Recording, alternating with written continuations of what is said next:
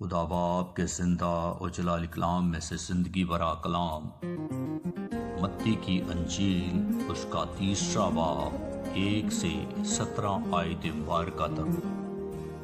ان دنوں میں یوحنا بپتسمہ دینے والا آیا اور یہودیہ کے بیابان میں یہ منادی کرنے لگا کہ توبہ کرو، کیونکہ آسمان کی بادشاہی نزدیک آ گئی ہے۔ یہ وہی ہے جس کا ذکر یسایہ نبی کی معرفت یوں ہوا کہ بیابان میں پکارنے والے کی آواز آتی ہے کہ خداوند کی راہ تیار کرو، اس کے راستے سیدھے بناؤ۔ یہ یوحنا اونٹ کے بالوں کی پوشاک پہنے اور چمڑے کا پٹکا اپنی کمر سے باندھے رہتا تھا، اور اس کی خوراک ٹڈیاں اور جنگلی شہد تھا۔ اس وقت یروشلم اور سارے یہودیہ اور یردن کے گرد و نواح کے سب لوگ نکل کر اس کے پاس گئے اور اپنے گناہوں کا اقرار کر کے دریائے یردن میں اس سے بپتسمہ لیا۔ مگر جب اس نے بہت سے فریسیوں اور صدوقیوں کو بپتسمے کے لیے اپنے پاس آتے دیکھا تو ان سے کہا کہ اے سام کے بچوں، تم کو کس نے جتا دیا کہ آنے والے غضب سے بھاگو؟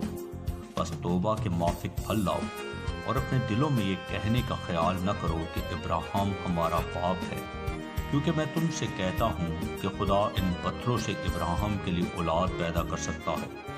اور اب درختوں کی جڑ پر کلاڑا رکھا ہوا ہے، بس جو درخت اچھا پھل نہیں لاتا وہ کاٹا اور آگ میں ڈالا جاتا ہے۔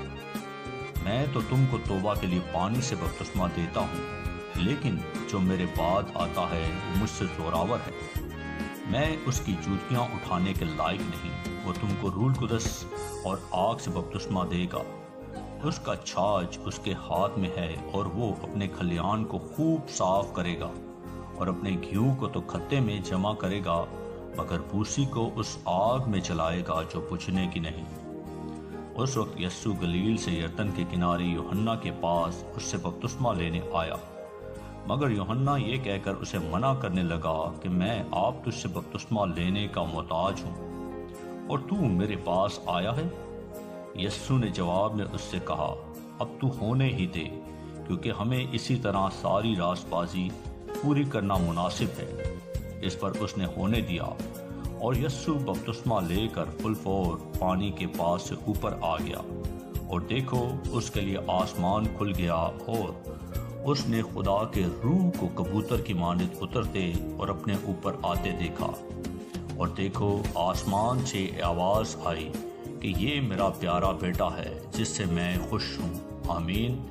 کلام کے پڑھے اور سنے جانے پر خدا ان کی برکت ہو، خدا ان کا شکر ہو۔ آمین۔